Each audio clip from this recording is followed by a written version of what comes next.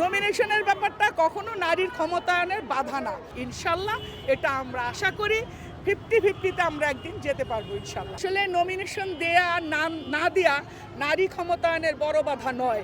আমি যদি আপনাকে নমিনেশনের থেকে বড় প্ল্যাটফর্ম দেই কথা বলার জন্য, আমি যদি আপনাকে নমিনেশন থেকে আরও শক্তিশালী প্ল্যাটফর্ম দিয়ে কথা বলার জন্য, আমি যদি আপনাকে নমিনেশন থেকে আরও শক্তিশালী কাজ দেই করার জন্য, তাহলে এই প্ল্যাটফর্মটা কিন্তু ওই প্ল্যাটফর্ম থেকে ছোট হয়ে যাবে। তাই এটা ওই নমিনেশনের ব্যাপারটা কখনো নারীর ক্ষমতায়নের বাধা না। আর আপনারা জানেন যে দীর্ঘ 20 বছর বিএনপি দলটা রাজপথে ছিল। এখানে নারীরা যেমন সংগ্রাম করেছে, সাথে সাথে পুরুষেরও সংগ্রাম করেছে।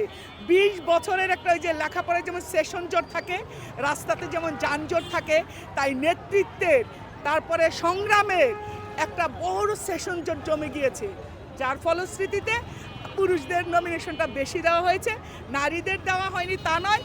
কারণ সংরক্ষিত যে 50টি আসন থাকে ওখানে কিন্তু পুরুষেরা যেতে পারে না, ওই আসনটা কিন্তু নারীদের জন্য। তাহলে আপনারা 7টার সাথে আরও 35টি যদি যোগ করেন তাহলে কিন্তু খুব একটা কম নয়। ইনশাল্লাহ এটা আমরা আশা করি 50-50-তে আমরা একদিন যেতে পারবো। দেশে দেশে সবার সাথে দ্য নিউজ।